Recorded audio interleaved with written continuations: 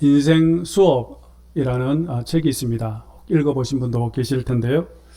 이 책은 타임지가 선정한 20세기 100대 사상가 중의 한 사람으로 꼽히는 정신의학자이자 호스피스 운동가의 선구자인 엘리자베스 퀴블러 로스가 죽음을 앞둔 사람들과 인터뷰를 하여 이제 그들이 깨달았던 내용을 삶에서 꼭 배워야 할 그러한 가르침들을 정리한 작품입니다. 오래된 책이지만 여전히 큰 울림을 주는 책인데 여러분들에게 저는 꼭 추천을 하고 싶습니다. 그래서 이 책을 읽고 나면은 삶을 대하는 자세와 태도가 긍정적으로 변화된다고 저는 생각을 합니다. 책에 보면 저자가 이런 질문을 합니다. 오늘이 내 인생의 마지막 날이라면 나는 무엇을 해야 하는가라는 그런 질문을 던집니다. 그러면서 또 저자는 이렇게 대답을 합니다. 마지막 순간에 간절히 원하게 될 것, 그것을 지금 하십시오 했습니다.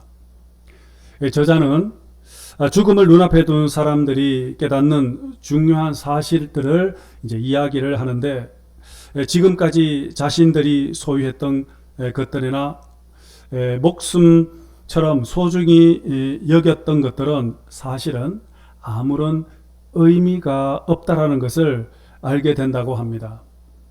삶의 끝자락에 서게 되면 사람들은 당신은 얼마나 배웠습니까? 얼마나 큰 집을 가지고 있습니까? 얼마나 많은 것을 소유했는지를 묻지 않는다고 합니다. 대신 당신은 어떤 사람이었습니까? 라고 묻는다고 합니다. 이것이 바로 죽음을 앞둔 사람들이 우리들에게 전하는 가장 큰 교훈입니다. 그들은 깨닫습니다. 지금까지 중요하게 여겨왔던 것들은 사실 아무런 의미가 없으며, 진정으로 중요한 것은 내가 어떤 사람이었는가라는 점이라는 것입니다. 그러면서 저자는 또 계속 말을 합니다. 하나님께서 우리에게 주신 가장 큰 선물은 바로 오늘이다 라고 했습니다. 어제는 지나가 버린 오늘이고 내일은 바로 다가올 오늘이다 라고 했습니다. 그렇기 때문에 우리가 오늘을 어떻게 살아가느냐가 바로 인생의 성공과 실패를 결정짓게 된다라고 그렇게 강조했습니다. 사랑하는 우리 성도 여러분, 오늘 우리에게 정말 가장 필요한 것이 무엇일까요? 저는 그것은 믿음이다라고 생각합니다. 성경은 믿음으로 세상을 이긴다라고 말씀했습니다. 비록 오늘 내 삶이 힘들고 어려워도 오늘로 나의 고난은 끝이다 라는 그런 믿음을 가지고 살아간다면 오늘 우리는 찬송하고 또 감사하며 또한 기쁨으로 승리하는 삶을 살아갈 수가 있습니다. 성경은 계속 말씀합니다. 마태복음 6장 34절에 보시면은 내일 일을 위하여 염려하지 마라. 내일 일은 내일이 염려할 것이요 한낱 괴로움은 그날에 족하니라. 그러므로 너희는 먼저 그의 나라와 그의 의를 구하라. 그리하면 이 모든 것을 너에게 더하시리라 그랬습니다.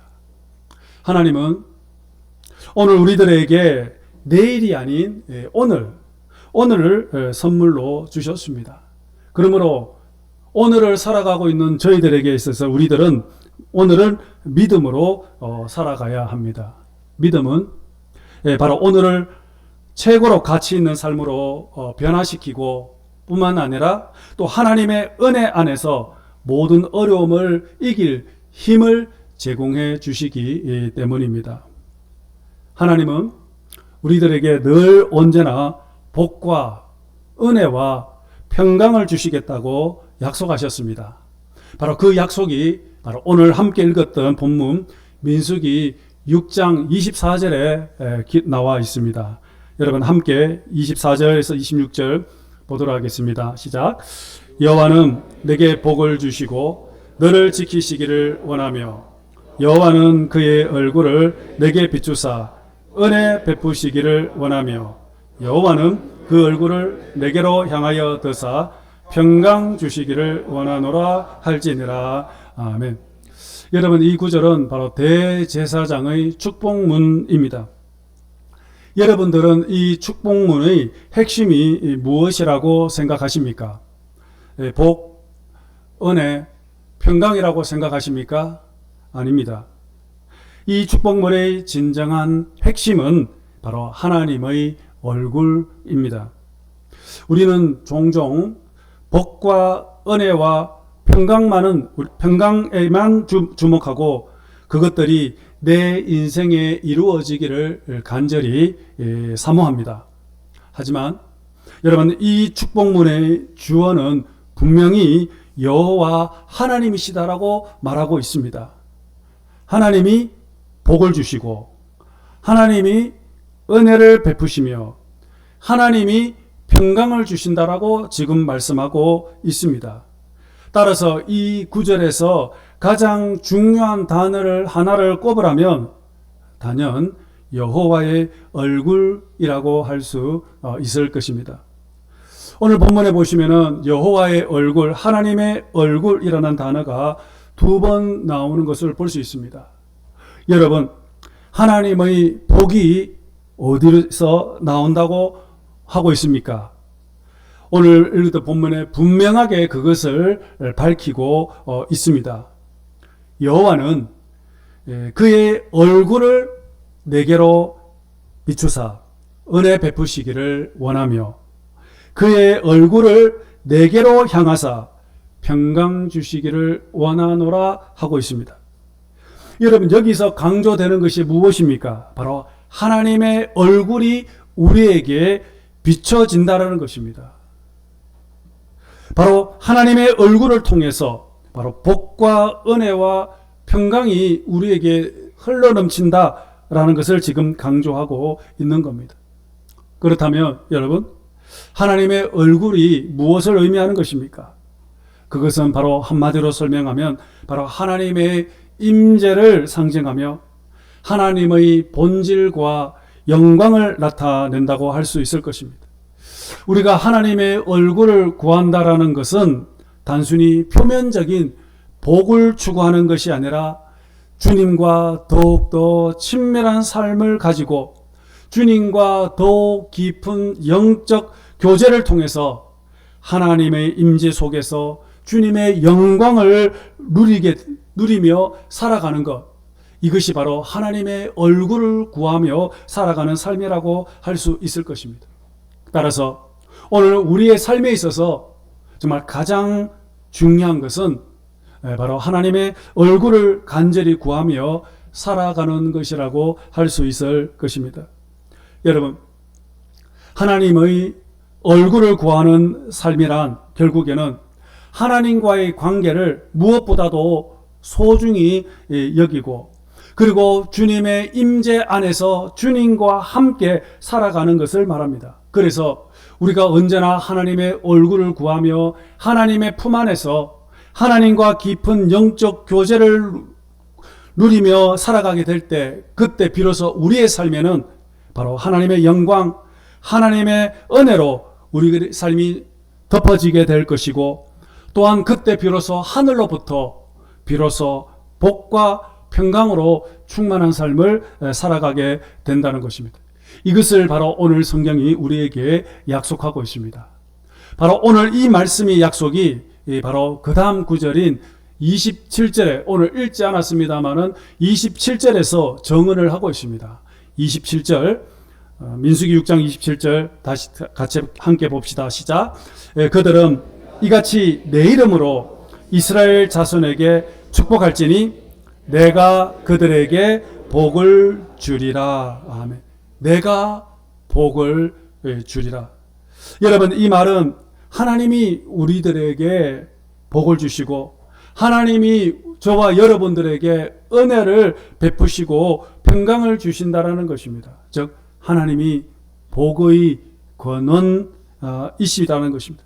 그러므로 우리는 그 복의 권원 되시는 하나님께 가까이 나아가야 하고 하나님의 얼굴을 더욱더 구하는 삶을 살아가야 된다는 것입니다.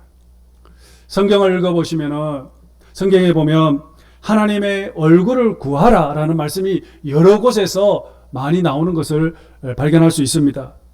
그래서 신실한 믿음의 사람들은 언제나 주님의 얼굴을 구하는 삶을 살았고 날마다 주님의 얼굴을 사모하는 삶을 그들은 살았던 것을 기억합니다. 그래서 하나님의 영광 속에서 그분의 임재 속에서 그리고 하나님이 주시는 힘으로 능력으로 살았던 것을 보게 됩니다. 오히려 하나님의 얼굴을 뵙지 못하는 것이 바로 내 인생의 가장 큰 고통이요 고난이라는 것을 성경은 말씀을 하고 있습니다. 우리 성경 한번 볼까요? 시편 105편 4절입니다. 시작. 여호와와 그의 능력을 구할지어다. 그의 얼굴을 항상 구할지어다. 역대기상 16장 11절. 여호와와 그의 능력을 구할지어다. 항상 그의 얼굴을 찾을지어다. 아멘. 여러분 여기 9절에서 항상이라는 단어를 여러분 좀 주목해 보시기 바랍니다. always, 언제나, 늘, 끊임없이 하나님의 얼굴을 구하라. 또한 뿐만 아니라 그분의 능력을 구하라 말씀하고 있죠. 근데 여러분 성경에서 하나님의 얼굴과 하나님의 능력은 언제나 동의어로 사용되어지는 것을 볼 수가 있습니다. 그러므로 우리가 하나님의 얼굴을 구한다는 것은 결국은 하나님의 능력을 구하며 살아가는 것과 같은 의미라는 것입니다. 방금 읽었던 시편 105편 역대기상 16장은 다윗이 고백한 시입니다. 여러분 아시는 것처럼 다윗은 젊은 시절에 얼마나 힘든 인생을 살아왔습니까? 사울 왕의 칼을 피하여 도망자의 삶을 살아야 했습니다. 10년 가까이 국가 지명 수배자가 되어서 빈들에서 광야에서 사람들의 눈을 피해 숨어 다니며 쫓기는 하루하루를 보내야만 했습니다. 그의 삶은 참으로 매일 긴장과 두려움 속에서 피가 마르는 듯한 나날의 연속이었습니다. 다윗에게 있어서는 내일을 꿈꿀 수가 없었던 것입니다. 그는 늘 벼랑 끝에 서서 하나님께 울부짖으며 기도를 했습니다. 하나님, 오늘 하루만 살 수 있게 해 주십시오. 그는 늘 그렇게 간절히 울부짖으며 기도하며 살았던 것입니다. 이렇게 다윗은 긴 시간을 정말 절망적인 상황 속에서 그럼에도 불구하고 다윗의 삶은 결코 무너지지가 않았습니다. 그는 끝끝내 그의 인생의 마지막에 최후 승리를 거두었던 것을 우리는 기억하고 있습니다. 여러분 어떻게 다윗은 그렇게 긴 시간 동안은 힘들고 험난한 인생 여정 속에서도 무너지지 않고 승리할 수 있었을까요? 다윗은 참으로 광야에서 빈들에서 새벽이슬을 맞으면서 사울의 칼을 두려워하거나 묵상하지 않았습니다. 자신을 죽이려는 사울을 결코 원망하지도 않았고 자신의 불우한 신세를 한탄하지도 않았습니다. 오히려 그는 늘 밤마다 새벽마다 하나님 앞에 나와 하나님의 얼굴을 묵상하고 찬송하면서 기도하면서 하나님의 임재, 하나님의 영광을 그는 늘 구하는 삶을 살았던 것입니다. 광야의 깊은 밤을 뜬 눈으로 지새우면서 그는 끊임없이 하나님의 얼굴을 찾았습니다. 여러분 이것이 바로 다윗의 능력이었고, 이것이 바로 다윗의 인생을 승리로 이끌었던 가장 강력한 원동력이라고 할 수 있을 것입니다. 그래서 다윗은 나중에 왕이 된 다음에 이렇게 고백을 했습니다. 시편 27편 8절 9절 말씀입니다. 시작. 너희는 내 얼굴을 찾으라 하실 때에 내가 마음으로 주께 말하되 여호와여 내가 주의 얼굴을 찾으리이다. 주의 얼굴을 내게서 숨기지 마시고 주의 종을 노하여 버리지 마소서.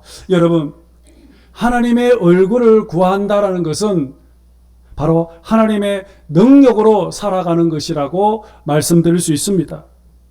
우리의 힘으로는, 나의 힘으로는 도무지 감당할 수 없는 그런 어려움과 고난의 순간 속에서도 계속 하나님의 얼굴을 구하며 그분의 임재와 그분의 영광 속에서 살아갈 때 비로소 험난한 인생 여정길에서 승리할 수 있게 되었다라는 것입니다.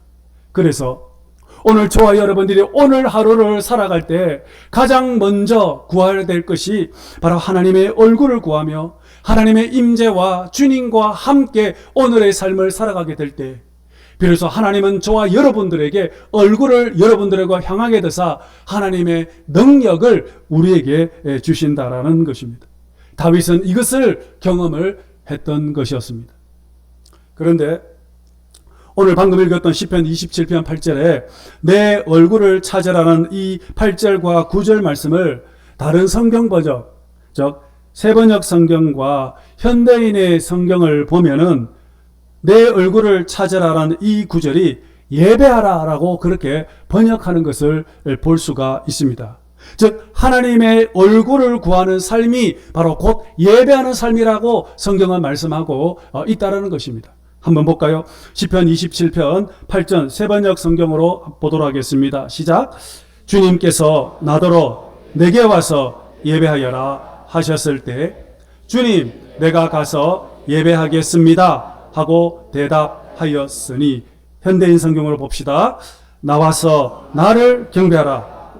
주께서 말씀하셨을 때 내 마음이 여호와여 내가 나아갑니다 하고 대답하였습니다. 여러분 오늘 우리가 하나님을 얼굴을 구하는 것은 결국은 오늘도 하나님을 예배하는 그런 예배자의 삶을 사는 것을 말하고 있습니다. 오늘 저와 여러분들이 이 예배의 자리에 나오는 이 순간도 결국에는 내가 하나님의 얼굴을 찾고 또 하나님을 만나는 거룩한 영적인 행위입니다. 그러므로 오늘 우리의 인생에 있어서 이 예배는 참으로 우리 성도들에게 있어서 정말 목숨처럼 중요하고 소중한 것입니다. 다른 것은 다 양보하고 포기할 수는 있어도 예배만큼은 우리는 결코 절대로 양보하거나 포기할 수가 없습니다. 바로 이렇게 하나님을 예배하는 삶, 바로 이것이 바로 오늘 믿음으로 살아가는 삶의 본질이다 할 수 있을 것입니다. 그렇다면 여러분 오늘 우리가 가장 먼저 구해야 될 것이 여러분은 무엇이겠습니까? 우리의 인생에서 가장 중요한 우선순위가 무엇입니까? 바로 그것은 하나님의 얼굴을 구하는 것일 것입니다. 그리고 그분의 임재 속에서 하나님의 영광 가운데 거하며 하나님과 영적으로 교제하는 아름다운 친밀한 삶을 살아가는 것, 우리는 그것을 가장 먼저 사모하며 구해야 할 것입니다. 바로 그것이 바로 예배자의 삶의 모습이라는 것입니다. 물론 오늘 예배 자리에 오신 여러분 가운데 어떤 사람들은 건강을 간절히 바라고 기도하시는 분들도 있을 것입니다. 또 어떤 이들은 물질적인 그러한 어려움 때문에 물질을 구하는 분도 있을 것입니다. 혹은 자녀들이 잘 되기를 바라는 마음으로 간절히 기도하는 분도 계실 것입니다. 물론 이러한 모든 것들은 우리의 인생에서 참으로 소중하고 중요한 것들입니다. 꼭 필요한 것들입니다. 그러나 이러한 것들이 결코 우리의 삶에 있어서 우선순위가 될 수 없다라는 것입니다. 예수님이 말씀하셨습니다. 너희는 먼저 그의 나라와 그의 의를 구하라. 그리하면 이 모든 것을 너에게 더하라 하셨습니다. 그렇다면 여러분 그 나라와 의를 구하는 것이 무엇입니까? 결국 그것은 하나님의 얼굴을 구하는 삶일 것입니다. 이것이 바로 오늘 믿음으로 살아가는 삶의 본질이다라고 할 수 있을 것입니다. 여러분, 하나님은 살아 계셔서 지금도 저와 여러분들과 임마누엘로 동행하고 계십니다. 임마누엘이신 주님은 세상 끝날까지 우리와 함께 하신다라고 약속하셨습니다. 뿐만 아니라 그분은 우리의 모든 필요를 알고 계실 뿐만 아니라 우리들의 필요를 때가 되면 풍성한 복을 주시기를 기뻐하시는 분이십니다. 그렇기 때문에 오늘 우리가 가장 먼저 하나님의 얼굴을 구하며 하나님과 친밀한 삶을 살아가게 될 때, 그때 비로소 내 인생에는 가장 복되고 풍성한 삶을 살아가게 되는 것입니다. 바로 그 말씀이 바로 오늘 요한계시록 22장에서 그것을 또 말씀을 하고 있습니다. 오늘 함께 읽었던 요한계시록 22장은 요한계시록의 결론이자 바로 예수님의 약속을 담고 있습니다. 오늘 본문에서는 우리들에게 두 가지를 중요한 메시지를 전하고 있습니다. 그 첫 번째는 예수님께서 속히 오시겠다는 것, 약속입니다. 두 번째는 예수님의 은혜가 모든 이에게 충만하기를 선포하는 말씀입니다. 여러분, 요한계시록은 어떤 말씀입니까? 지난주에도 말씀드렸던 것처럼 요한계시록이 기록되어질 그 당시에 많은 성도들은 정말 심한 박해와 고난 속에서 믿음을 지키기 위해서 힘겨운 싸움을 그들은 해야만 했습니다. 믿음을 지킨다라는 것은 결국은 죽음을 맞을 정도로 고통스럽고 힘들고 어려운 것이었습니다. 그래서 하나님은 밤모섬에 유배 중이었던 요한에게 계시의 말씀을 주셨던 것입니다. 이 요한계시록은 세 가지의 중요한 메시지를 담고 있습니다. 그 첫 번째가 뭐냐면 주님의 재림입니다. 예수님께서 다시 오실 거라는 약속. 그리고 두 번째는 세상의 심판입니다. 이 세상의 악한 것들은 하나님이 반드시 무서운 심판을 받을 것이라는 그런 경고. 그리고 세 번째는 하나님 나라의 완성입니다. 주님의 재림과 심판, 그리고 하나님의 이 나라. 여러분, 이 모든 것들은 모두 다 예수 그리스도를 중심으로 이루어진다라는 것을 요한계시록이 지금 말씀을 하고 있습니다. 그래서 우리는 마지막 순간까지 예수 그리스도를 소망하며 인내하며 기다리라. 그것이 바로 요한계시록의 메시지입니다. 여러분, 요한계시록은 어떻게 시작을 할까요? 자, 요한계시록 1장 1절 말씀 한번 보겠습니다. 시작. 예수 그리스도의 계시라. 이는 하나님이 그에게 주사 반드시 속히 일어날 일들을 그 종들에게 보이시려고 그의 천사를 그 종 요한에게 보내어 알게 하신 것이라. 아멘. 여기 보면 반드시 속히 일어날 일들이라고 했습니다. 여기서 일이란 뭐냐? 바로 주님의 재림과 심판과 새하늘과 새 땅 하나님 나라의 완성을 가리키고 있습니다. 이렇게 요한계시록은 단순히 예언이 아니라 바로 예수 그리스도에 관한 계시라는 것입니다. 그래서 요한계시록은 알파요 오메가요, 처음이자 마지막이신 예수 그리스도에 관하여 말씀하시는 성경이라는 것입니다. 그래서 요한계시록 각 장을 읽어보시면 매 장마다 예수 그리스도의 다양한 모습에 대해서 이제 설명을 하고 있습니다. 때로는 구원자로서, 때로는 심판주로서, 때로는 새하늘과 새 땅을 완성하시는 분으로서 영광스러운 주님을 그렇게 요한계시록은 보여주고 있습니다. 여러분, 요한계시록은 어떻게 끝을 맺고 있을까요? 그러면 요한계시록은 주님께서 영광 가운데 재림을 하시고 새하늘과 새 땅 하나님의 나라가 완성되어지는 것으로 끝을 맺고 있습니다.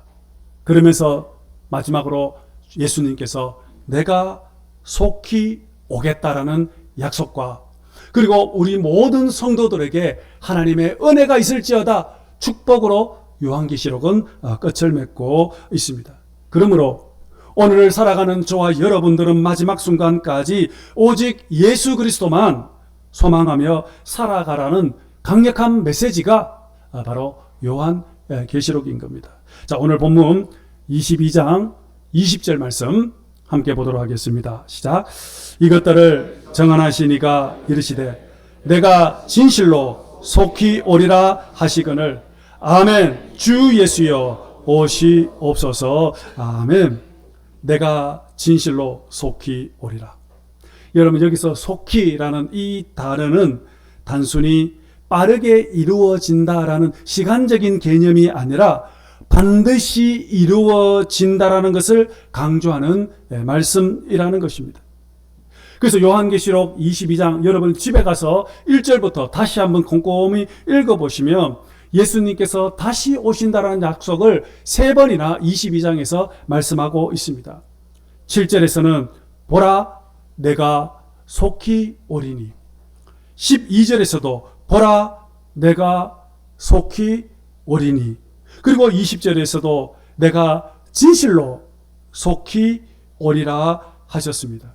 그런데 제가 방금 말씀드렸던 이 속히 오리라라는 이 약속의 말씀과 함께 중요한 말씀을 덧붙이고 있습니다. 그게 뭐냐 하면 복을 주겠다라는 말씀입니다. 7절에 내가 속히 오겠다는 그 말씀과 함께 7절에 보시면 이 예언의 말씀을 지키는 자는 복이 있으리라. 12절에서도 내가 줄 상이 있어 각 사람에게 그가 행한 대로 갚아 주리라 하셨습니다. 여러분, 주님께서는, 예수님은 그냥 오시는 것이 아니라 바로 오늘 저와 여러분들에게 하늘 상급을 가지고 찾아오시겠다라고 그렇게 약속을 하고 있는 것입니다. 그러므로 여러분, 이 말씀은 오늘 우리가 소망 가운데 믿음으로 살아가야 할 이유를 분명히 보여주고 있는 것입니다. 사랑하는 우리 성도 여러분, 오늘 우리가 믿음으로 살아간다는 것은 임마누엘 되시는 주님과 친밀한 교제를 통해서 늘 끊임없이 말씀과 기도로 통해서 그분과 동행하는 삶을 사는 것을 말하고 있습니다. 뿐만 아니라 주님께서 다시 오실 것을 굳게 믿으며 소망 가운데 살아가는 것을 말하고 있습니다. 뿐만 아니라 주님은 다시 오실 때 우리에게 복을 주시겠다고 약속하셨습니다. 주님께서 다시 오실 그날은 믿지 않는 자들에게는 무서운 심판의 날이지만 믿는 우리 그리스도인들에게는 참으로 하나님의 넘치는 복과 은혜와 영광스러운 날이 되는 것입니다. 그러므로 오늘 저와 여러분들은 이 소망의 말씀을 붙잡고 오늘도 믿음으로 살아갈 수 있기를 원합니다. 저는 여러분 모두 다 예수 그리스도께서 오늘 저와 여러분들의 삶의 시작이자 끝이 되기를 간절히 소망합니다. 뿐만 아니라 하나님의 은혜가 우리의 삶의 시작이자 또한 끝이 되기를 원합니다. 그분이 참으로 영광 가운데 다시 오실 그날까지 믿음으로 인내하며 날마다 살아가게 될 때 우리는 오늘도 주님이 주시는 은혜로 능력으로 힘 있는 인생을 삶을 살아갈 수가 있습니다. 하나님께서는 오늘 우리에게 오늘이라는 아름다운 날을 선물로 주셨습니다. 그러므로 저와 여러분 모두 다 오늘도 하나님의 얼굴을 구하며 날마다 믿음으로 예배자로서 삶을 살아가게 될 때 오늘 저와 여러분의 삶이 힘이 있고 능력 있고 은혜와 평강과 복으로 충만한 삶이 될 줄로 믿습니다. 마지막까지 승리하시는 저와 여러분들 모두 되시기를 주님의 이름으로 축복합니다.